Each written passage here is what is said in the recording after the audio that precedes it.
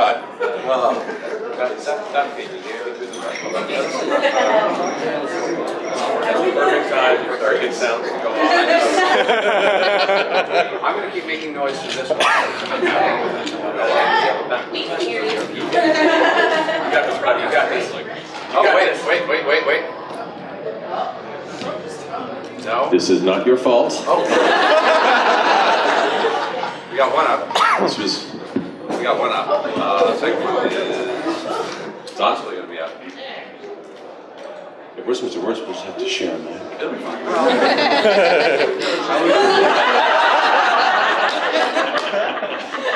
No. Thank you for your patience. We're When figuring you this start out. talking, I'm just going to sit here over here and you start talking. Okay. It's like Loot crate! Sam's not even upset to say. That poor man didn't realize what he was doing when he did his first real Loot Crate pitch. Like, well, this is your job from now on.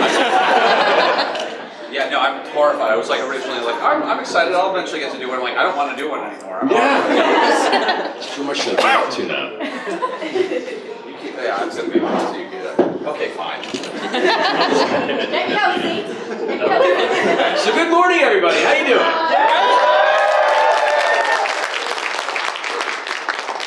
Welcome to our hopefully well-rested Sunday at noon Critical Role panel. Yeah. Who had a good night last night? Yeah. Who is suffering today because of it? You are the true champion. Hey, Brad. Yeah. I got a new one. Not even better. Is that an allure over there? Yeah. That is amazing! So much cosplay. I love it. I don't know what happened. Hashtag critical costumes for the Halloween contest. Critical costumes with an S? Critical costumes. One of the two. Yes. We'll just check them all. We'll check 'em all. I don't remember. Fine. I'm still groggy. So who are you? Hi, my name is Taliesin Jaffe. I'm a voice actor and voice director and and somehow a Dungeons and Dragons player at this point, which has apparently become a thing I say now in front of crowds of people, which it is a unique and exciting opportunity and makes taking lifts and Ubers around the city even more exciting than it used to be. It's really great. It's nice to actually see them get worried. You do what? You do what? No, yeah. I don't know what that is. And then yeah. Well, sometimes it helps end the conversation you don't need in the back of the Uber. Another test. What? Carry on. Keep talking. No. My name is Matthew Mercer. I'm a voice actor from Los Angeles. You got it? Yeah, you're good. Carry on. Okay. I'm a voice actor from Los Angeles, and I've been playing Dungeons and Dragons most of my young adult and adult life, and I'm damn proud of it. Yeah.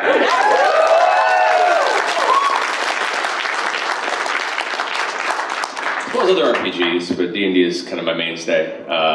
And somehow this happened. We all know what this means. We don't know how this happened. Is there anybody here who got dragged here and has no idea why they're in this? Alrighty, so to give you a little heads up on that, Critical Role is a Twitch stream that we do pretty much every Thursday night, where me, Taliesin, and a bunch of other nerdy-ass voice actors play Dungeons and Dragons. It began as a private game. We played for 2 years in Pathfinder, and then Geek and Sundry approached us because somehow word got around the industry that there was this voice actor D&D game, and they're like, you should do it on camera. We were like, Hey, look at that. Yeah. yay!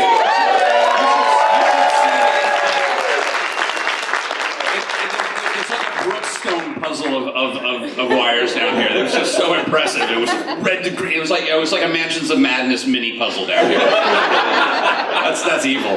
Thanks, man. Success. Attack!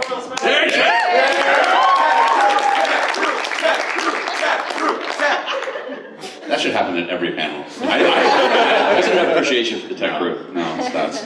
But yeah, so we were iffy on doing our game on camera because it was something that was kind of personal to us, and we whenever you put anything on the internet, you're ready for the internet to tear it into 14 pieces and light it on fire and laugh at you in your pile of tears.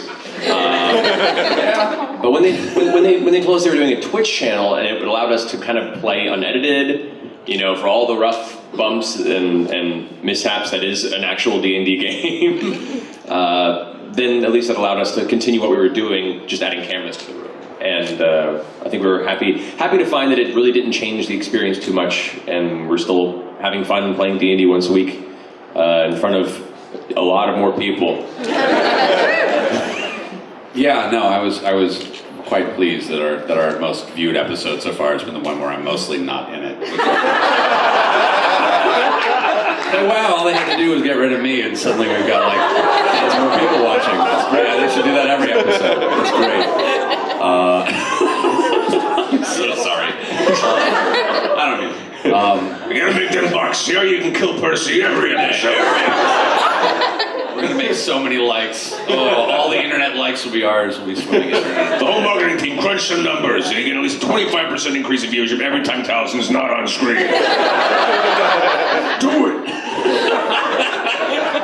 God, if that ever conversation happened, that's when we're gone. I was about to say, to be fair, who we have that conversation with. We are pretty much left to our own devices, mostly. It's kind of nice. They just let us do the show. It's really sweet. Yeah, well, at the very beginning, they were like, hey, the show's going well. You should do these things. And we went, no. And they went, what? And we went, we'll leave. And they went, do your thing. So it's been kind of nice to be able to hold our ground. Yeah, and I will say like the tech crew and even the production crew at this point are all. I mean, like we're all on the same ship together at this point. It's kind of nice. Everyone involved with the show's production are really, really, really cool people, and we have a good time. And yeah. There was a couple weeks ago when that giant tub of Legos came in. I was so excited because I had a guest with me. I wanted to introduce her to everybody, and everybody's just it's like the show's happening and things are getting ready, but like half the tech crew are just sitting building Legos, and like they won't even make eye contact. Ryan's just like slowly. I'm like, guys, are you? It's like, no, this is what we do now.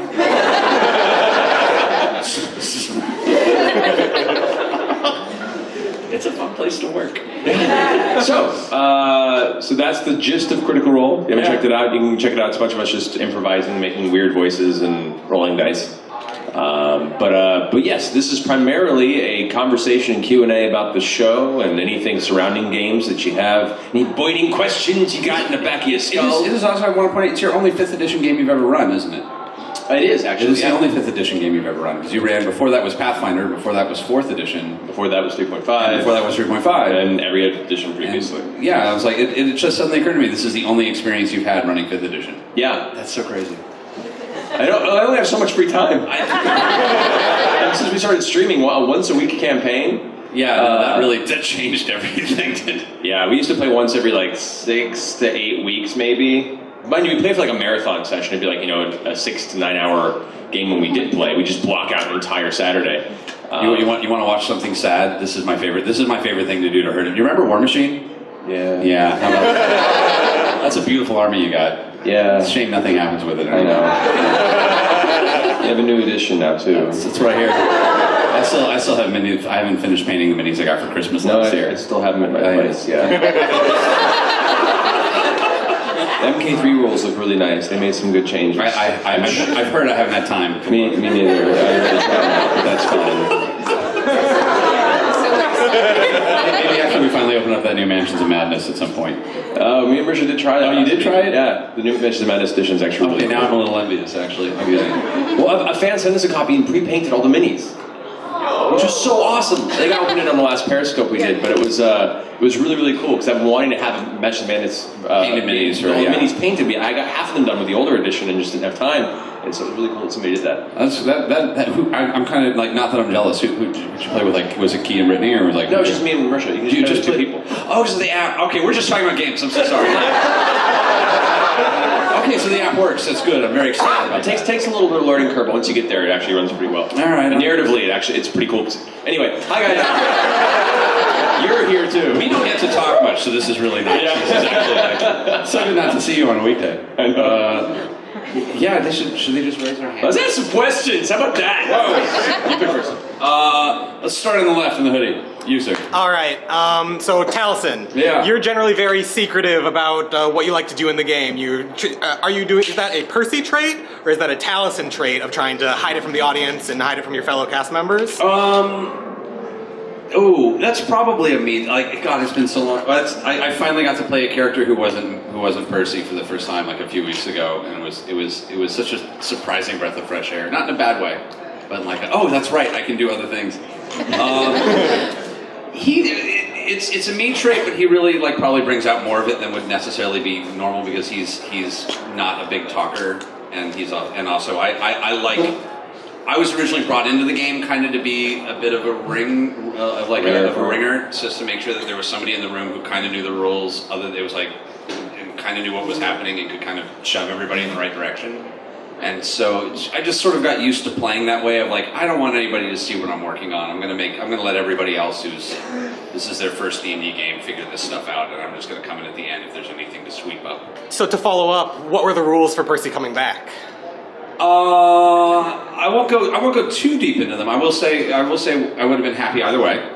Totally, we had a conversation. Yeah, we discussed your next possible character. Sitting over really alcoholic beverages. dangerous levels of alcohol at Lauren and Travis's house. And I have a great idea. If he ever goes, I have a great character that I'm really excited for. Like really, and like I checked it, and it's good. Yeah, I already have a way to work into the lore in the current story. Yeah. The only big rule was just because of kind of his most recent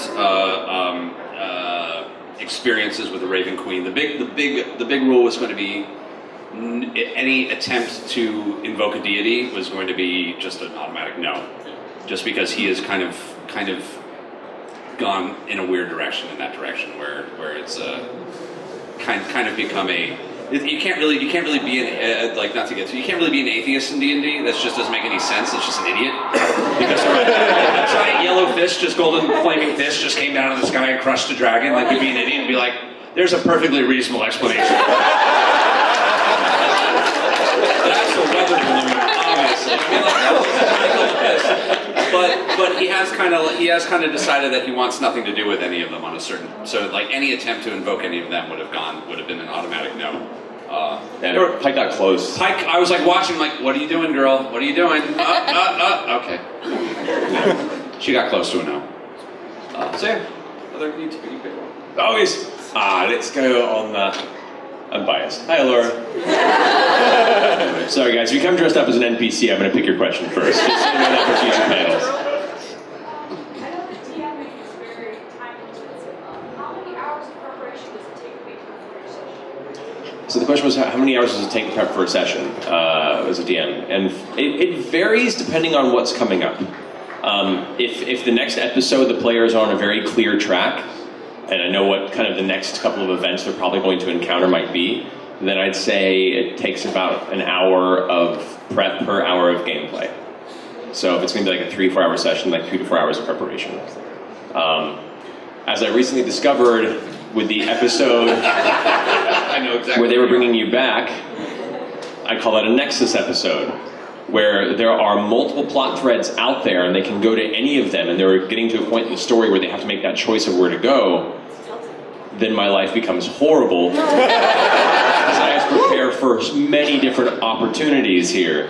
So that was probably, it was about a 4-hour episode. I think I prepped about 9 hours for that one.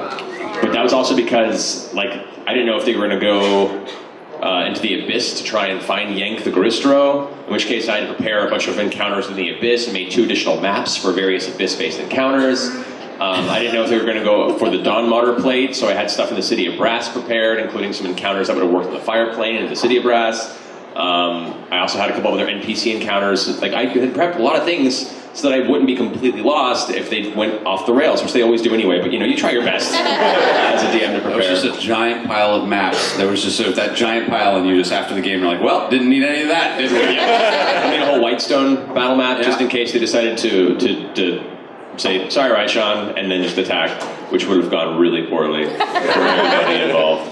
But yeah, so that Yeah, it can vary depending on what point in the story they are, but on average, it's about an equal amount of hours per prep to gameplay, usually. Good question. No. You pick that. I'm going to go. Where am I going to go? I'm going to go to the. Actually, we may get to everybody eventually, so I'm just going to start going randomly. The girl in the red shirt, right back there. Yes, this is actually a question for Matt. I'm going to start DMing member campaign soon, so Awesome. I wanted to ask you, what is like some of the best advice you wish you knew when you started DMing?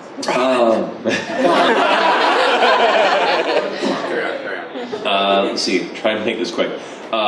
One, I have a bunch of GM tip videos you can go look up, which go into more detailed stuff, and I have more of those starting soon. We did a whole new run of them that go into more of the nuts and bolts. A little deeper under the hood there, so look for those soon. My recommendation is start small. It's very easy to get lost in like, well, I have to create a world and create like all these civilizations and political struggles and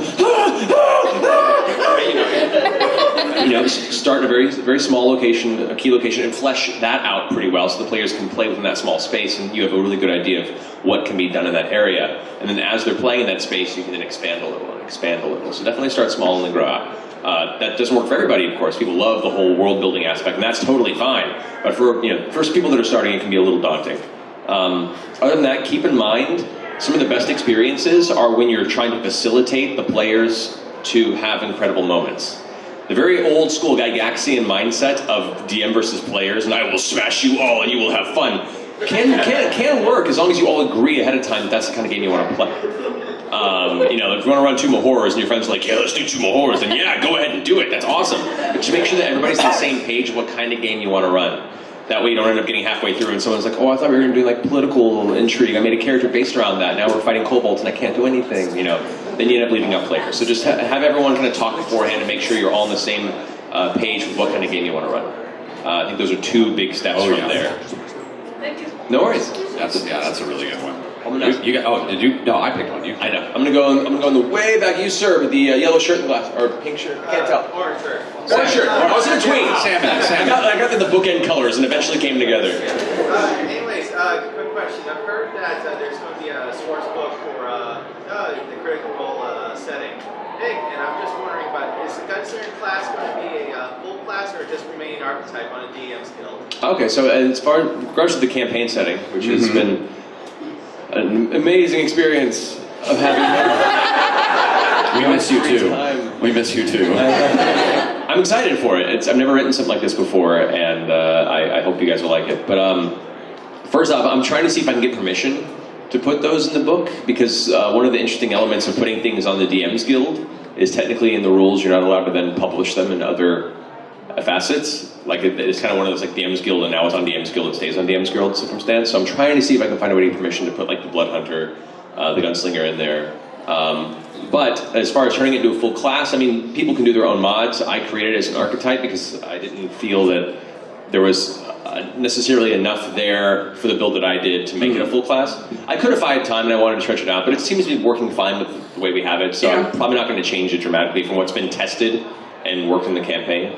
But there are other people out there that have made their own custom firearm, gunslinger-based classes out there that are actually pretty awesome. It's like a gun mage class that was pretty cool on the GM's Guild. Gun cleric. Someone sent me a really interesting gun cleric. Gun cleric? Which was really kind of cool. Heal! You're basically Anna at that point. It was basically, it was like full on an Overwatch character. So we'll see. I don't think it's going to become a full class more than just an archetype, just because it's what we have tested primarily, and creating anything new and publishing it without having any real extensive test time sounds like a really bad idea to me. And like this week's cluster of stupid is a good sign that it's well balanced, because that was just, I had a wonderfully pitiful round, which I was which I'm happy about. I'm glad. I don't want to be. It's a powerful class. Like the grit recycling works really well for crits and deaths. Like it seems to balance pretty well from being a little bit stronger in some cases, and then the drawbacks can be pretty nasty at times. So. Yeah. 2 critical fails on the guns. It's just it's just sad. And if you play a gunslinger, pull a Percy and make sure you have as many John Woo weapons on you as possible. Have a close combat object of some kind. Yes. Something. Oh, that's the worst. Indeed. Good question. All right. I'm going to try and keep pulling through. I'm going to keep popping around a bit. You, sir, with the hair. Yeah, you, right there. Yes, you know who you are. You have the hair. This one. No. We'll get. You'll be the. You'll be the sir. To be fair, he also has hair too. They all have hair. He has. I suppose that is hair, sort of. We'll do the guy with the hair, and then we'll do the guy with the hair. He loves long as that it- you noticed his hair. No idea. I've ruined everything. Okay, so I have a person in one of my games who is going to be eventually playing a gunslinger, and he wanted something to be a bit more supporty. So I was wondering, just to bounce this off you guys, the idea of it like Anna trank darts, but you fill them with various potions. I don't know if it's something I would do in our game, just because, like, basically, although I'm very amused by the notion of a paintball gun. Basically, what you're talking about is just like paintball guns full of Tiger Bomb, where you're just hitting somebody with like, so that's, what are the opposite of that be? It would just be like knockout gas. But I love the idea of just like, it itches. What have you done? I'm kind of amused by the notion of a poison slinger or some kind of just being able to. Although it would be really mess to try and make those all the time. Yeah, That would be the cool thing about D&D is you can try anything. Whatever you think fits your campaign, go for it. A shrink dart aspect with healing potions could get expensive very quickly.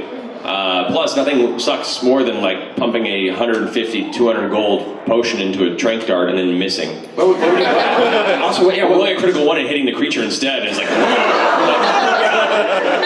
what would you think of 1d4 per dart? 1d4 healing per dart? Per dart. I like work for low health. That'd be kind of interesting. Yeah, like super low health. That would be kind of amusing. That you could actually pump 3d4 into someone, but it might go horribly wrong, and you might hit an enemy if you miss.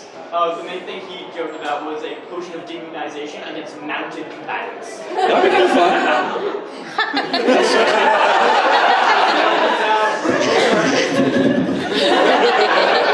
That's fun. The history nerd in me is like, that's very German. That's great. Yeah, that's kind of an alchemist. Somewhere there's a 16th century German military historian going, yeah, this is very German. Like there's one in the crowd somewhere. Be surprised. Yeah, it's kind of like a gunslinger alchemist combo. That'd be interesting. Yeah, try it out. Why not? No reason not to. That's why I like D&D. You can just do anything, and it'll probably not work, but you'll have fun. Give it a few rounds. It'll figure it out. That's a cool thought, though. Do you want to? All right. Well, I feel like we should get the other guy with the hair. Guy with other hair. I appreciate it. There, As a theater kid myself, thank you very much for showing the respect to the tech, because you're right, they don't get the respect. Don't drop the mic, they're expensive. If you're voice acting, don't touch the mic. Yeah, exactly. Well, no. From your experience, both as RPG players, DMs, but also as actors and directors, have those two worked together in such a way where you found experience from one field was dedicated to another, and then back and forth between the two of them? Yes. Very. Yes. We should probably repeat the question. Yeah. Has working as a voice actor and working as a voice director influenced our play, and has our play influenced our work as voice actors and voice directors? Oh my God, yes. Yeah. And not just the game we're in right now, like always. And I think it's one of the reasons why so many of the people we bring on as first timers who are VO people are like really good. Like Mary Elizabeth is just delightful to watch. And Will is like anytime we have VO people on, I'm always just so excited. Yeah, well, good, because they realize, this is kind of what we do for a living anyway. Yeah, no, it's very. There's a lot of the same skill sets. And I love our friends who come on who aren't necessarily like big VO people. I love having Chris and I'm not going to call him Other Will, and Felicia, and they're fun because they know the game and they're kind of into it and they're down. But like I love watching a new VO actor being like, I don't know what I'm doing. And then comparably, we had like Rothfuss, who had plenty of D&D experience. But even he came out and before he started playing, he was like, I'm really intimidated. He was like nervous in the kitchen. I'm like, you were the name of the wind, are you serious? but once he got comfortable with it, he made an amazing character that had an amazing story impact to Keyleth's personality. And then 2 months later, just dropped a bomb. I know! Space! of nowhere. It's so good. On the other end of that, I will say, I mean, part of the reason I even became a voice actor was because of D&D. Like, I played these games long before I became a professional actor, and as a DM especially, having to create all these personalities and inhabit them and find variations to voices to try and mix it up and make the characters interesting became a toolbox of personalities that I was able to fine-tune and utilize as a voice actor later in life. I can say with complete honesty, probably a third of the characters I've ever performed as an actor had some sort of root or base as an NPC in my high school D&D games. Wow, yeah, I can go in on that one too. That's very true. I hadn't really thought about that. Yeah. No, like any weird voice I ever do is probably started in some game in high school. Yeah. That's nuts. So, yes, both ways. You want to pick one? Oh, you just threw. I'll throw to the red coat in the front because I'm highly entertained by your outfit. Good, it's supposed to be Dr. Ripley. Yes, with the hand. Yes. That's fantastic. So you guys talk a lot about finding a game that fits you. How do you gracefully bow out of a game that maybe isn't what you wanted it to be? Blow it up, leave nothing. You get more base, the only way to be sure. through a vampire LARP, so that happened. Man, I've watched so many of my favorite vampire LARPs be destroyed by like 3 jerks. It's all it takes is 3 jerks to ruin a perfectly functional vampire city. I hope he's listening. He knows who he is. Had a good thing going. I mean, there's always oh guys, my shift changed. I can't make the game time. Sorry, have fun. You know, you can do the white lie route. Because then nobody gets hurt and people come out of games all the time because of work. It is a breakup though, so there's always like, you have to kind of accept that somebody's feelings are probably going to be a little miffed and be, although it's possible if you're not having fun, they're not having fun with you there either. So you can always do like the roommate thing of like, I love you as a friend and I know if we live together for another month I'm going to end up hating you, so like I'm ending this now so I can still love seeing you and not want to throttle you. Which is always another good of like yeah, this is just slowly going to poison everything I love about you and make me want to strangle you in your sleep. And also, if you're not enjoying the game, you can always talk to the DM beforehand and let them know. Because in some cases, without communication, they might not be aware that they're running sessions that aren't to your liking or tastes. If they're a good DM, they'll be open to criticism or constructive criticism. Be like, okay, I didn't know that was an aspect that you were missing or you wanted. I'll see if I can incorporate that more into the game for you. If they're really defensive and like, well, if you don't like my game, then step off. Then step off. They just gave you a complete permission to cut away free and drive. They're like, all right, see you, sucker! Not every game is for everybody. I've definitely been in games where I'm not having a good time, and I've been in games where somebody else is obviously playing a different game, and we're like, oh man, I dig the game you're playing. I hope you find it. Yeah. Or I'll run to another game. I've done that before, both directions. Which is why, once again, communication before you start playing is so key, because that way everyone has an idea of what they're looking for and if it's the game for them, and the DM knows what kind of players to tailor the story to. But yeah, I mean, I would recommend first having a conversation and express that, because there is a possibility that it could become what you're looking for, and I would say give the DM the chance to go ahead and do that. And if they're not willing to, then just respectfully bow out and look for a game that more suits your interests, because it is your free time that you're allocating to this, and don't feel like you should stay out of obligation. It's supposed to be relaxing and therapeutic. It's not supposed to be what you're actually talking about in therapy. That's a good way of putting it. No, like really, it's supposed to be an addendum to therapy, not the problem. So, good luck. All right, I'm gonna go ahead and pick. Let's see, User over on the far side with his Zelda shirt. You guys play a lot of general RPGs. Are there RPGs you prefer playing? Like you play a lot of Dungeons and Dragons. What would be your next favorite RPG? It's legitimately been 2 years since I've touched anything else. I'm trying to think. Oh, well, you go. A couple of I love D&D just because it's what I grew up with, and the 5th edition system is really comfortable to me. It takes a lot of my favorite aspects of older editions and streamlines them where it allows you to build narrative within the rules a lot easier, which, as a person who loves narrative more than anything, that to me is a great thing. But there are other systems that do really well too. The Fate system is really fun. I've played a few games in the Fate system. As far as sci-fi stuff goes, I really enjoy Traveler and Diaspora. Those are both really, really good. Traveler is one of the few RPG systems where you can die in character creation. and Hole, man. That and Hole. Yeah, that and Hole, definitely. Human-occupied landfill. I love the Deadlands setting, like the Weird West. It's very, very cool, very strange, and I love just good Western settings anyway, so that one's a great one. The original system, though complicated, I think is the better of the two, but if you want more of a simple gameplay style, you can go with the newer editions, which is what we did for our one-shot. Let's see. I like Risk. I like the original, the World of Darkness one, the Vampire the Masquerade, the both tabletop and LARP. Big fan of. Also on their end, I liked all their little addendums. The Mage game. The Mage game is an enormous amount of fun. Any attempt to play it in the LARP is just always a hilarious failure in the best way. Changeling, Changeling, Werewolf by Night, the whole run of them is just a great time.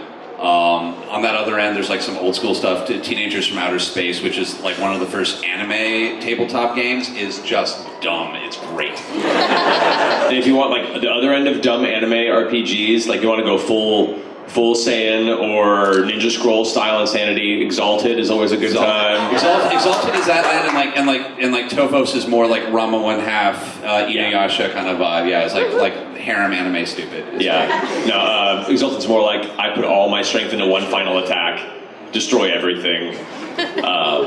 It's fun. Let's see, other good systems. I used to play like Cyberpunk and Cybergen was always a big one. Those are fun. I remember GURPS being fun, but I think I was probably wrong. Well, GURPS is you can say GURPS is fun in the same way that paper is fun. Like depending on what you do with the paper, it can be a lot of fun. It's way too open. It's just I'm going to make a robot vampire that has the Sword of Omen, and you can kind of do it. Speaking of which, Rifts also is a ridiculous experience. Yes. In the same vein. What? I'm not saying it's a good system. No, but boy, you can do anything. Yeah. Champions from back in the day was always fun. I was a Champions player briefly.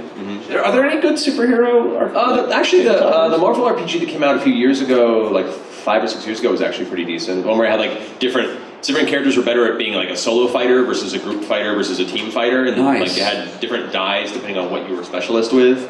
So like some characters like Wolverine, like they had better damage rolls if they were away from a team. But I could go in for something like that. It was pretty fun. Really cool. It was quite. Vampire kind of fakes that. You can kind of fake being superheroes in the vampire world. Yeah. All right, more hands. I'm gonna pick one. Dude in the glasses, right there. I'm just gonna keep rolling. You. No, I'm so sorry. Man, I'm terrible. Yes. You're so bad. I'm awful. A guy in the red shirt, and then the other guy with the glasses. God, that's terrible. Yes. Not counting Critical Role, what for each of you is your most memorable experience during a tabletop game? Whoa. Tabletop or LARP or just tabletop? Tabletop or LARP. Okay. I can't talk about that one because I may actually incorporate that into a game I run later online. I have some really good ones that I sadly I can't talk about that either. That would incriminate people who are in this room right now.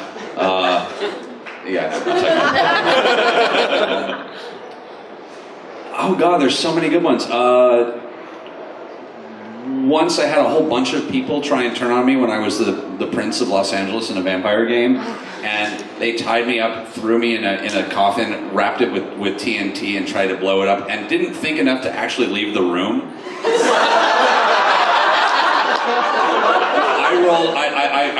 I survived perfectly, but the shrapnel damaged everybody in the room, and literally it was just me standing there, like looking at all of them bleeding. You idiots. Just went down the line and took them all out. It was amazing. It felt so good. That's pretty epic. Just brush. Just wooden shrapnel at vampires and everything. Oh my God, they were so dumb. Dumbest coup ever. Did not go well for them. Someone please draw that. This was at the Mormon Temple too. This was like the vampire game at like the Mormon Temple. It was so great. We have the coolest Mormons in Los Angeles. All right, best vampire LARP. Oh man, let's see. This is one of the more ridiculous experiences. Talk about riffs. I think I mentioned this in a couple panels before, but my friend Todd Hunt in high school was obsessed with riffs, and it was his favorite system. He owned every book, like Riffs UK, Riffs Asia, Riffs Atlantis, Wormwood, like it's just everything Palladium he had. And his big thing was because all the books technically were in the same rule set. any Palladium book was on the table to be used some way in the game. Terrible idea. And we had fun with it, but part of the fun of Rifts was trying to show him how broken Rifts was. He was like, it's the best system ever. We're like, it's really not. And here's why. He's like, no, that's great. And so, as we got into the later power levels of the game, they also had the Macross license. Yeah, I was about to say, it's like, how can you say it's not broken when the SDF-1 is available? Which is what happened. Here we go. Thank you. So, in the Macross book, they have the rules for the SDF-1, which is the giant ship. Now, everything in Rifts has a damage value as a weapon, even if it's like 1d4 times 1 million mega damage, which some of the higher level ship cannons do. But there is a damage value. Except for the SDF-1's main cannon, which takes 10 minutes to warm up before it fires. But it's like, we're talking Death Star style, cannon. Damage, destroys everything in its path. Everything. So our team decided, let's go hijack the SDF-1. So we went and wiped out the entire crew, kept the few that were necessary as slaves to run the actual ship. And then we asked Todd to hand us the one of the other Palladium books, which was the Pantheon book, which had stats and rules for all these different pantheons, all the ancient Sumerian gods like Aspu, Tiamat, Enki, Marduk. You just loboed. Yeah, and they have all the rules for the Norse pantheon, for the Hindu pantheon, and they all had like hundreds of millions of hit points, but that didn't matter because our gun destroyed everything in its path.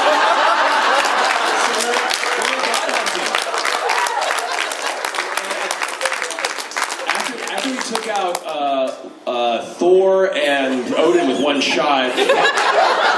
Our GM Tom went, this is so stupid, I'm done. We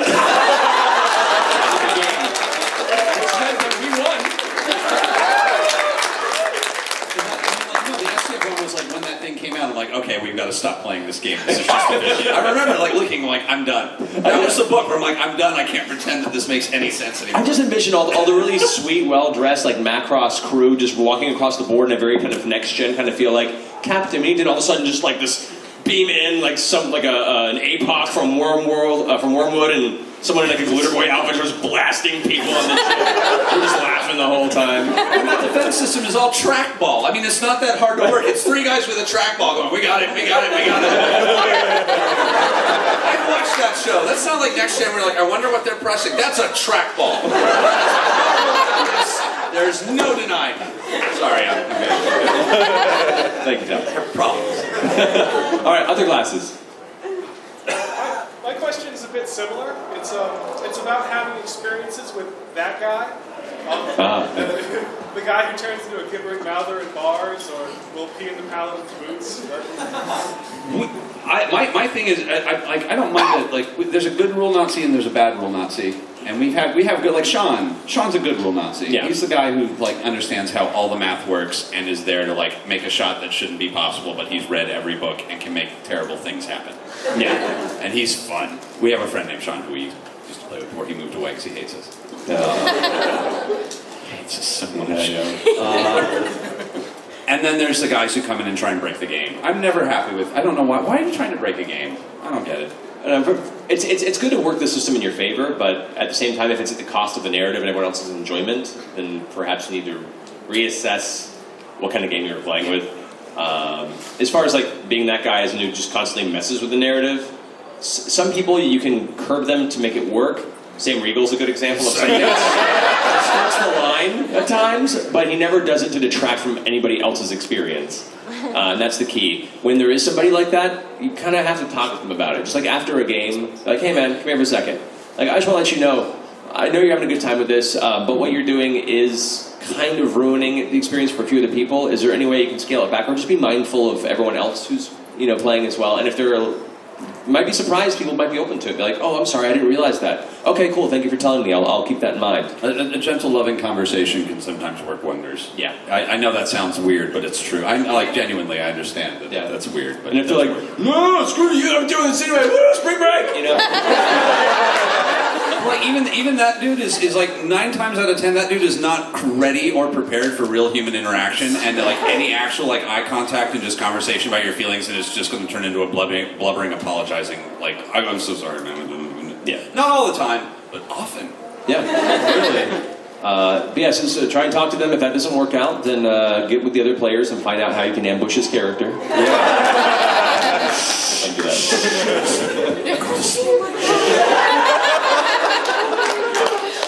do that. Don't do that. Saving throw. Problem solved. No, the dude who tried to blow me up also had a ship offshore with cruise missiles. I'm like, why do you have ground-to-air missiles in the Vampire the Masquerade game? You are. I'm like, what game are you playing? Are you serious? Yeah.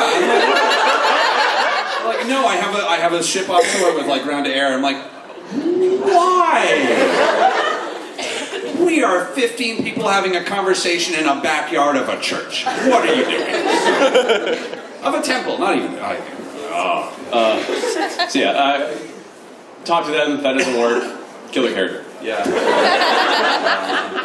I keep taking yours. You pick one. Okay. Keep doing doubles. I'm just going in the back. There's a few people looking. You, sir, in the way back with the goatee.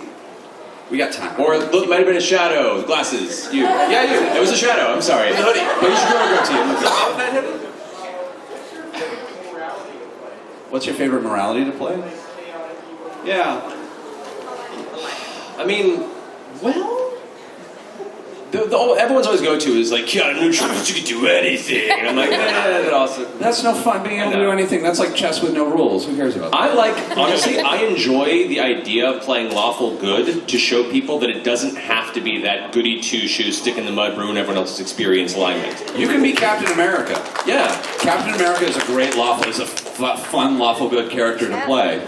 I would say chaotic good is fun just because I like having morally ambiguous characters who are not evil.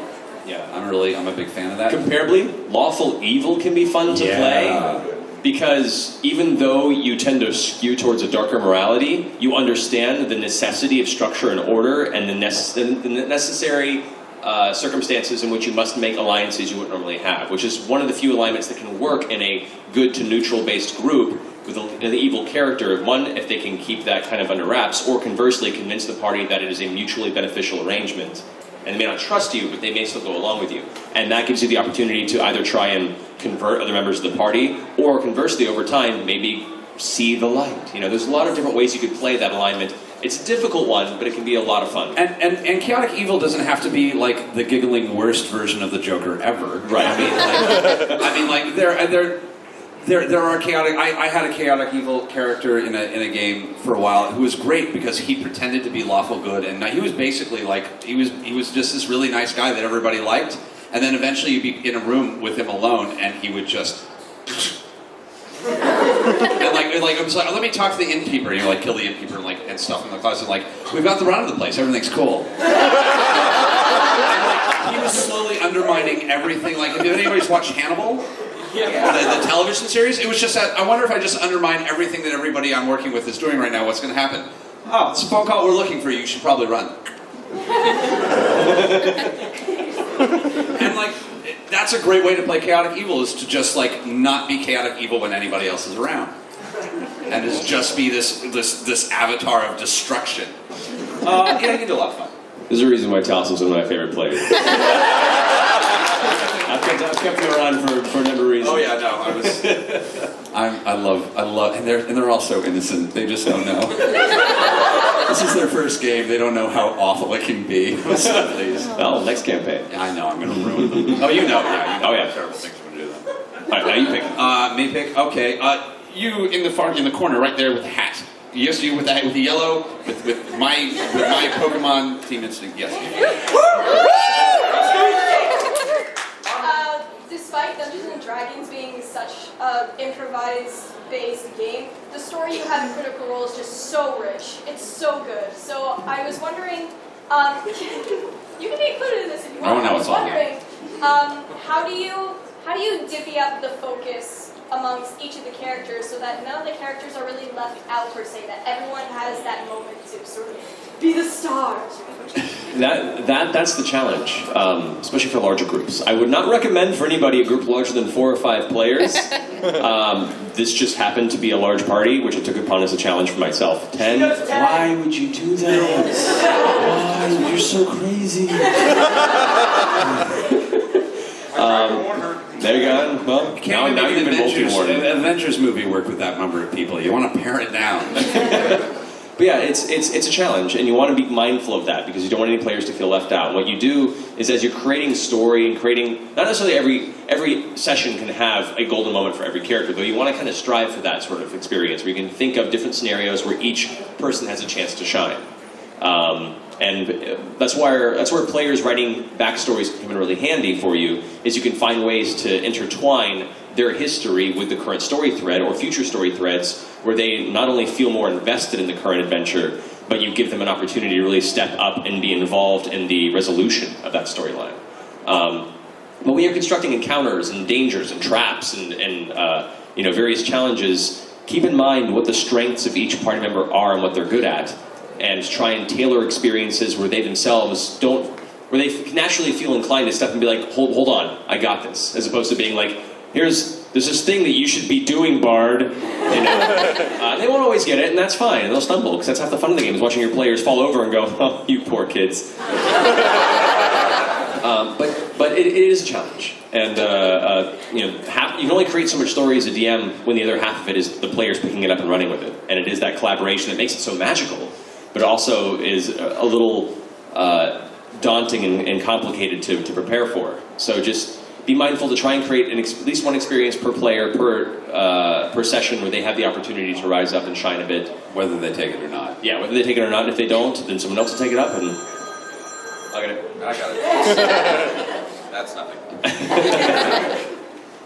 So yeah, just be mindful of that as you prepare. And and I'll say from the player side, we are very, very conscious of not stepping over each other we take pains on our end to not get in the way of other people's moments of like trying and like, oh well, no, I'm not doing that. Never mind. And you'll actually see us occasionally start to do something and then just reel it back in. And it's usually the like, oh no, I know what's about to happen, and this has to happen on that side of the table, and that's great. And we're very, very careful about that. And then also the way that we present our backstories. I have a really good tip for backstories and for writing character backstories, which is never give the DM any more information than your character has. Mm-hmm. If your character didn't see it happen, you don't know what happened. If your character doesn't know what somebody's motivations were, or like what organization they worked for, or what people they were influenced by, don't tell the DM. Just tell him what you saw, nothing more. You don't tell him anything other than what you saw, because he will have so much fun with the rest of it. It's a great way of definitely creating a situation where you could walk into what you thought was your origin and just be turned 180 degrees around. And you get to experience that as a character, and that's nuts. And if you've explained everything about how you came about to the DM, that's not going to happen. Even though you don't know, you're going to just hear your DM regurgitating what you wrote on a piece of paper 6 months ago. Yeah, it helps you set up your own mystery. Essentially, you're including the building blocks for a really, really cool series of surprises down the road for you by writing it that way. Don't know that you have a daughter. Don't know why your parents died. Don't know where you came from. Don't know how you ended up where you are. Just don't know it. Just don't know it. It's great. The less you know, the more fun the DM's going to have. Mike, you had some structure. Don't hand these people. It's like, I don't know. Yeah. No, I gave other than a list of names and vague descriptions and basically what amounted to about a week's worth of encounters with those people. That's all I gave you. There was the Briarwoods, Father Anders, Dr. Ripley was literally list of names, what happened in those approximately 6 days that I was in their company, and kind of vaguely some friends of ours they vaguely resembled, and basically that was pretty much it. And the rest of it. Go nuts. The rest of it I went nuts with. Yeah, yes I did. All right. All right, let's see. The glasses and the green shirt back there. Okay. I really love D&D, but I'm also really paranoid. So whenever my character encounters anything that I personally would find suspicious or dangerous, I internally kind of panic and I almost go into survival mode. And if I don't get a handle on that, it's really hard for me to stay in character and also not metagame. I never want to metagame ever. That's a habit I'm trying to break. And are there any tips that you can give me on trying to break this habit of going into survival mode? You want to go first? Or? I'll jump in real fast. For one thing, metagaming isn't a bad word. I want to specify this. I know, like sometimes people on the internet have responded to one of our players, unintentionally metagaming and been like, "Oh, damn it! I hate when they metagame. It's the worst." It happens. We're people, and it is a game that we're playing. And while there is an in-character element, there is an aspect of our brain that is trying to put the pieces together from a gamer standpoint. So it's going to happen, intentionally or not. So don't beat yourself up over it by any means. And it's one of those things that just comes with comfort and experience. The more you're with a character, the easier it is to stay in that mindset. The newer you are to a campaign, you're still kind of feeling out their skin. You're still kind of getting what separates you from that character and being able to jump back and forth. So what you're experiencing is not an uncommon thing. Every player goes through that to a certain extent. Us as performers, our lifestyle is jumping into and out of characters, and even we still have it happen every now and then. Like, you can't help it. So one, it's just taking some time to really understand the mindset of your character. Think what, as opposed to what makes you similar, what makes them so different from you, and embrace that difference and really kind of adhere to that the best you can. When the survival instinct kicks in, just take a step back, take a breath, and remember what that character's thought process is, what makes them different from you, and then jump back in and hold on to that difference. And that's what's going to help you kind of stay in character and keep from metagaming in that moment. It's not perfect. It's hard to be perfect because we're all broken human beings by nature. That's just our existence. But that does help. You are, as a player, you are the broken god of a broken player. It's kind of fabulous on that level. And you are definitely occasionally feeding your character information that they don't necessarily have, or they don't necessarily, but because it's in there, it's just inevitably going to push you in certain directions. And that's not a bad thing. And I'm also a big fan, it takes a little getting used to, but like trying to fight the normal, natural risk aversion of one's day-to-day life and being okay with abandoning that risk aversion once you hit the graph paper is tricky, but like this is where you can take a risk, and the worst thing that's going to happen is you're going to have to re-roll a character, and that's great. And it's a great way to kind of get, even in life, a little more comfortable with the inevitability of risky decisions.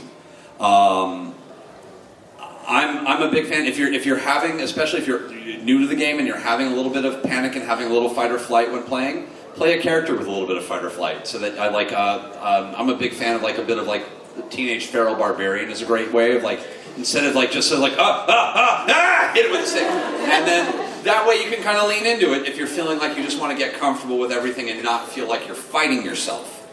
The other thing, and this is like a weird thing, I don't actually do it for Critical Role, but I used to do it for my games when I was a teenager. I'm a dress-up fan. We used to get stupid. Some of us in high school, and you probably know this, we used to get drunk, get stupid, and dress up and play like Axis and Allies in like stupid costumes while drinking lots of beer, possibly under the age of appropriateness. And vampire larking and all that stuff. So I like to have for some of my earlier characters, I would have like a piece of jewelry, like especially rings or something like that. That was very much like, okay, it's character time.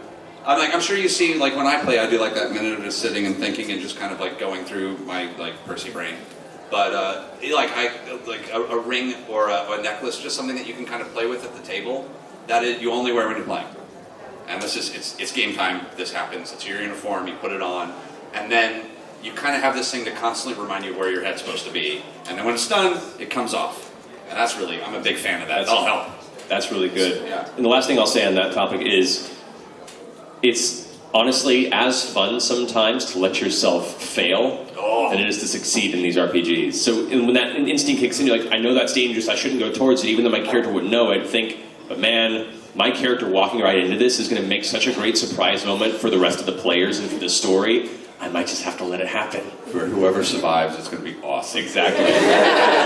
So yeah, and be okay with embracing failure in bad scenarios, even though your brain tells you otherwise. If the character wouldn't know, let them walk into that trap. Failure is so much more glorious than victory. I've had a number of amazing, beautiful shots with those weapons, but like taking 25 bullets to the chest and dropping like a fly is going to be the best thing I ever did. That's an epic failure. It's brilliant. Thank you. Good question. We got we can keep going. A few more. Make them fast. I know. Breacher. Come on. So Matt, I've heard this for your first character a couple times. The Milton Wizard. Yes. a big giant failure that is. Yes, he was. Have you had any other characters where it just falls apart once it gets the game? Oh yeah. I played a Deadlands game where I made a guy who was this like 75-year-old crotchety sharpshooter. So, but I took every single penalty I possibly could. So he had like he was nearsighted. He was he was just an ornery fella. He had all these he was just the worst person. Nobody liked him. Nobody hung around him. He just got drunk and passed out in every alleyway. And everyone was like, "Why is he still alive? And why is he still here?" You know, just nobody liked him. But every now and then he could pull out a 6-shooter and just destroy. I literally put it on silent. I just put it on silent. Keep talking. I'm gonna kill everything that makes noise. But it was a character that completely broke down when we got to the game, and it was glorious. Because every member had their strength, and yet he was a sharpshooter, but he had terrible vision and couldn't shoot anything. So he literally missed every single attack. But man, wasn't he excited to take the credit for every victory they had. And so yeah, he was useless mechanically, but from a story standpoint, he was an amazing character to have with the rest of the party because he annoyed everybody, but everyone found that ridiculous confidence and the lack of capability endearing in a weird way. So he became this mascot of the party for a while. That's a hard walk, man. It's a hard walk. If you're the character no one likes, eventually you're just going to be the character that no one likes if you're not careful. That's a really tough one. Well, you have to make it in a way where they're comedic in how ridiculous over the top they are and in their confidence, and still able to buy them a round of drinks because he's the Papa Bear who helped save them all. Yeah, and not ruining everything. Not ruining everything. Yeah, which is a big one. Good question. Let's see. Let's go. Hi, Lex. Hi. I have a question for Percy. Yes. Did you actually hear what went on when you were getting resurrected? Maybe. Can I roll a persuasion check?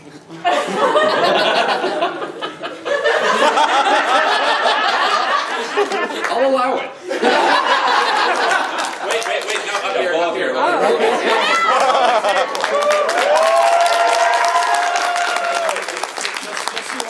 I'm not making a habit of this. This was just way too amusing of a thing to do, so we're letting this go on. If you wink, you'll probably get advantage.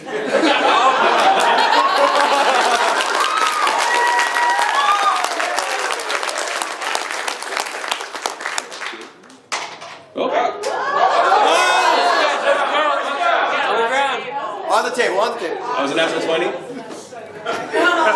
I'll save. So it's a 14 plus, let's see, it's a plus 5 modifier for being proficient in that, so it's 19, plus the charisma bonus, so that's an easy 23, please. And because she multi-classed into rogue and took the expertise feat as double proficiency bonus, so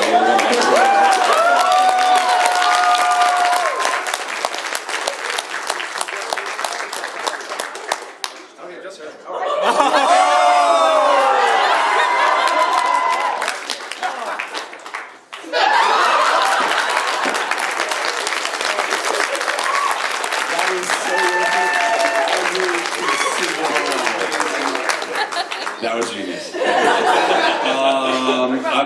gonna just go. I'm gonna go. You with the goggles. Yes. Hi. Yes. Oh.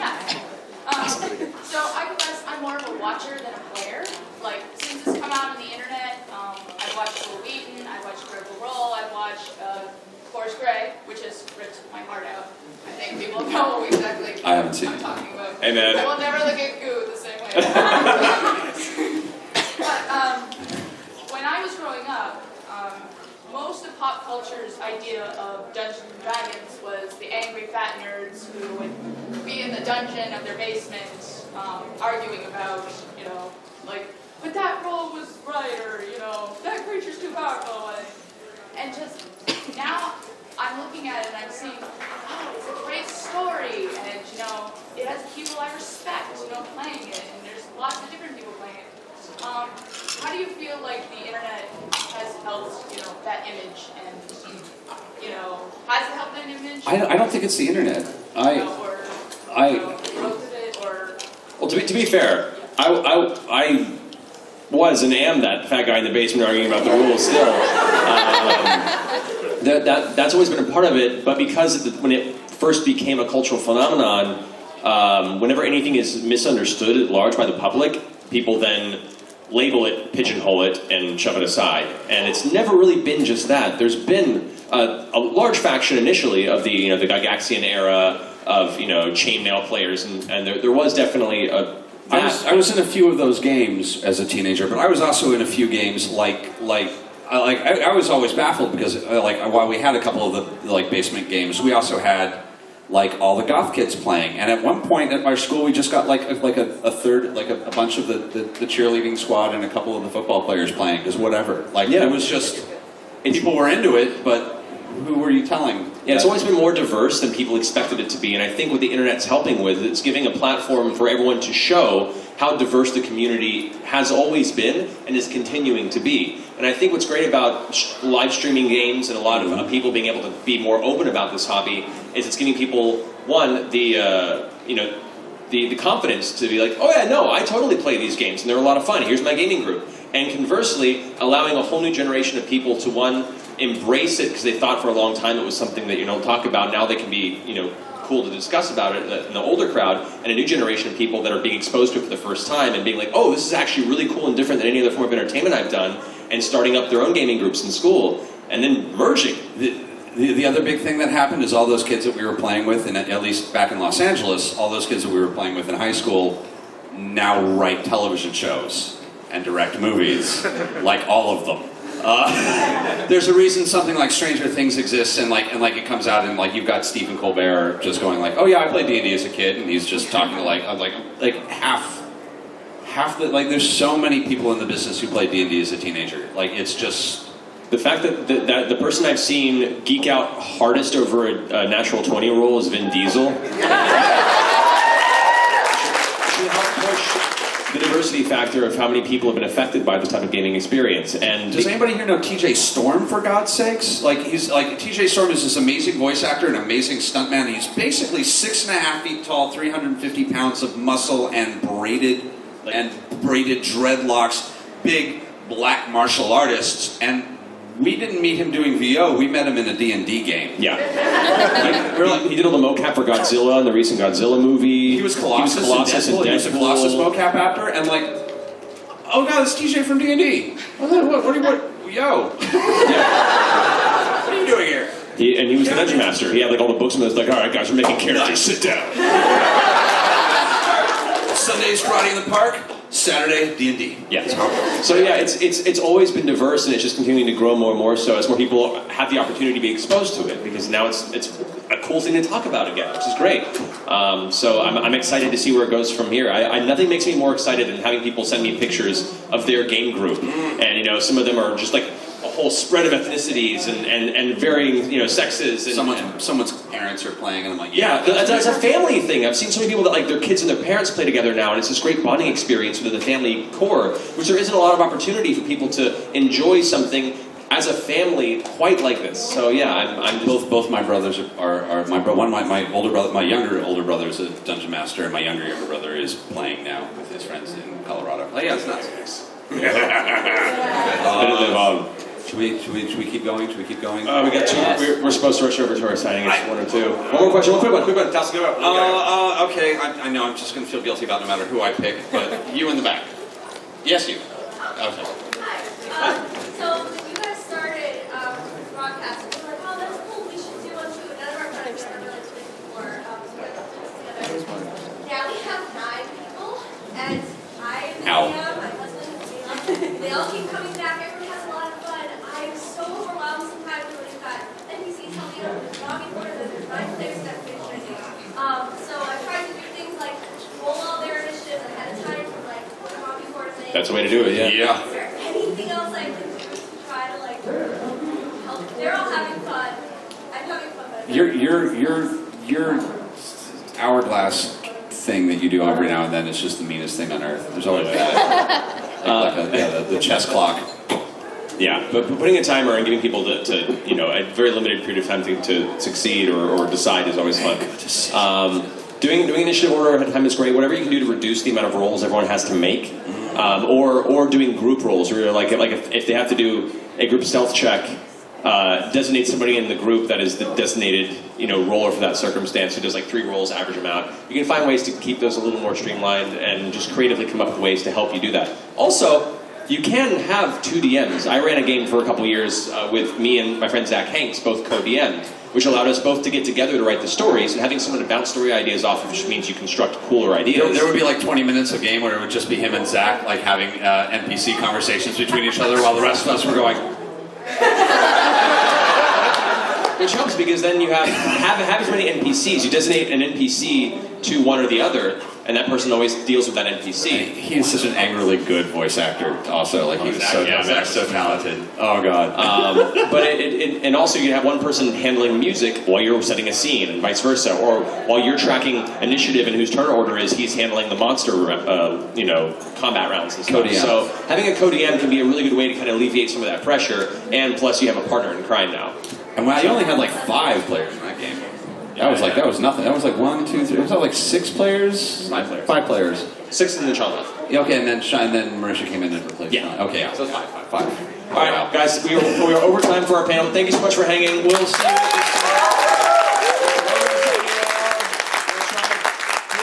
Please don't be pained if we're a little brusque. We have a lot of people we want to get through. We want to make sure everyone gets signed, and we have. So we're so sorry if we're going a little faster than we're trying. We do apologize. We'll shake hands. We love you guys. See you in a minute.